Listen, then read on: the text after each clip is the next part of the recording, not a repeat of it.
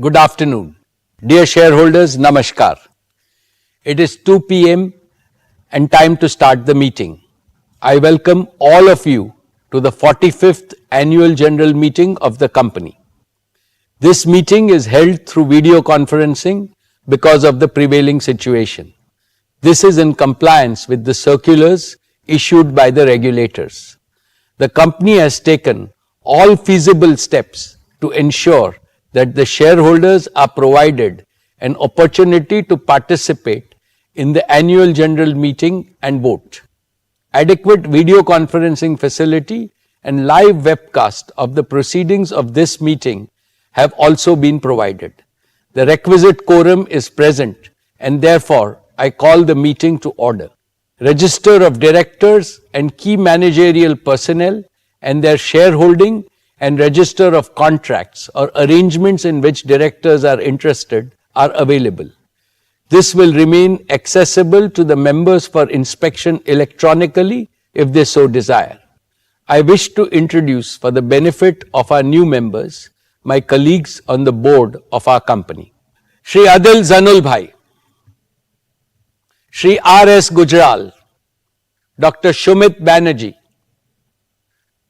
Srimati Arundhati Bhattacharya, His Excellency Yasir Al-Rumayyan, Shri K.V. Chaudhary, Srimati Neeta M. Ambani, Shri Nikhil R. Meswani, Shri Hital R. Meswani, Shri P.M.S. Prasad, and Shri P.K. Kapil.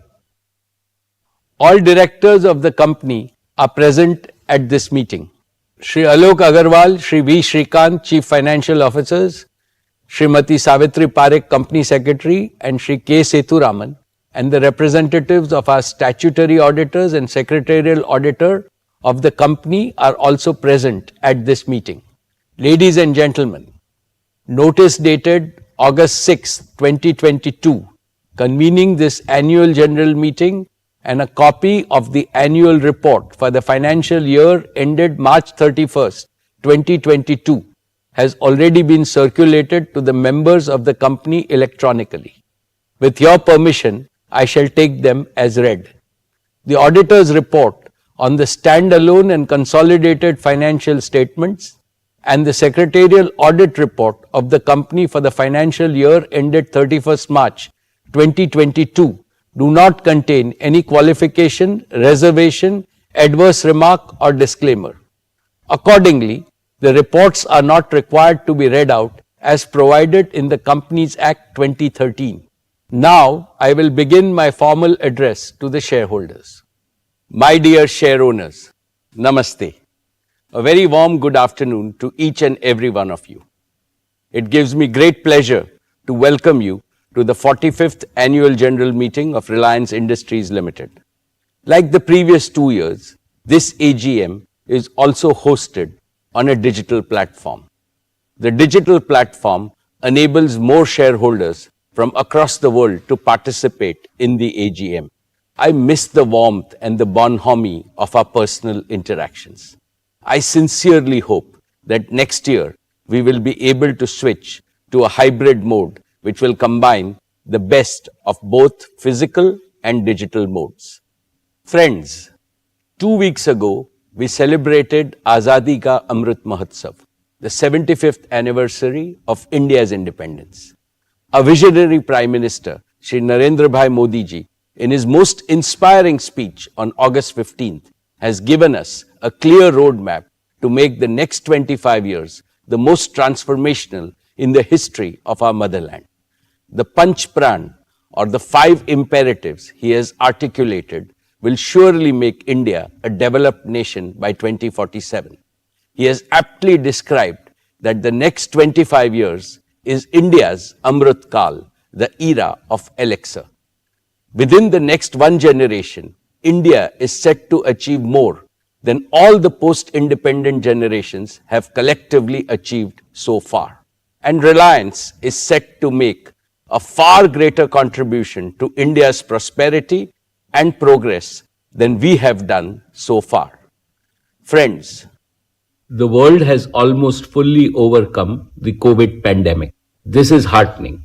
However, there is uncertainty again due to heightened geopolitical tensions and global risks. There is severe economic stress in many parts of the world.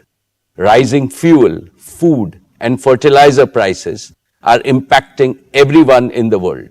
High inflation and supply disruptions are triggering recessions. Amidst this global unpredictability, India stands tall as a beacon of growth and stability. The government's skillful management of the pandemic and the pragmatic approach in dealing with the ensuing economic challenges have helped India emerge stronger than before, wiser than before, and more resilient than before. I would like to congratulate our Prime Minister, Shri Narendra Bhai Modi ji, for his far-sighted leadership, and our Finance Minister, Srimati Nirmala Sitharaman ji, for her exemplary stewardship in navigating the Indian economy through a period of unprecedented challenges. The most profound lesson that the world has learned from the pandemic is, greater the adversity, greater still is humanity's inner strength to conquer it, provided we care for each other. Friends, this prompts me to reiterate the core philosophy of Reliance, the philosophy of we care. We care for our employees and their families. We care for all our stakeholders, customers, shareholders, and partners.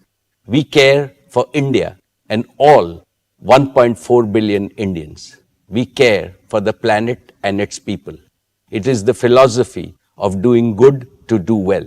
It is the philosophy to create greater value for others first.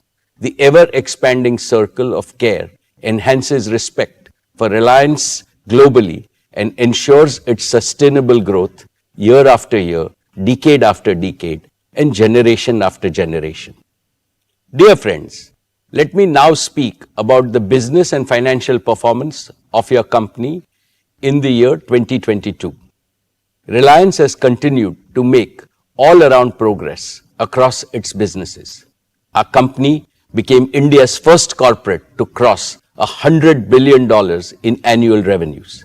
Reliance's consolidated revenues grew 47% to 7.93 lakh crores or $104.6 billion. Reliance's annual consolidated EBITDA crossed the crucial milestone of 1.25 lakh crores. And in true We Care spirit, Reliance Foundation continued to benefit millions of people across the country. Reliance not only set higher benchmarks of serving the community, but also created business value and societal value on an unparalleled scale. Reliance's exports grew a massive 75% to cross 250,000 crores. We accounted for nearly 8.4% of India's merchandise exports in the year, up from 6.8% last year. During the year 22, Reliance continued to be the largest taxpayer in India. Reliance's contribution to the national exchequer by way of various direct and indirect taxes increased 38.8% to 188,012 crores. Reliance also set new records in creating jobs for Indians. Reliance added 2.32 lakh jobs across all its businesses, with Reliance Retail becoming one of the largest employers in the country. Friends, let me start with our digital services business, Jio. Over the past year, Jio has further consolidated its position as India's #1 digital services provider. Today, we have 421 million mobile broadband subscribers on our 4G network, and they consume, on average, nearly 20 gigabits of broadband data every month, which is nearly double their consumption from the year before. Inspired by a dynamic Prime Minister, Shri Narendra Bhai Modi ji's Digital India initiative, our country has seen the emergence and scale-up of multiple world-class national platforms which have brought enormous benefits and ease of living to ordinary citizens, like Aadhaar, a common national identity for 1.3 billion Indians, like Jan Dhan, a self-service bank account that has brought financial inclusion to over 460 million unbanked Indians, especially women. Like RuPay, an indigenous payment card network with over 630 million cardholders. And like UPI, one of the most accessible digital payment system with a monthly volume of over 6 billion transactions. Like Ayushman Bharat, providing health coverage to over 500 million Indians. Another example is our Prime Minister's path-breaking Startup India initiative, under which India has launched over 73,000 new startups in the last 6 years. They have collectively attracted nearly $63 billion of investment and contributed to the creation of lakhs of new employment opportunities. And we have the example of how India has used digital connectivity and digital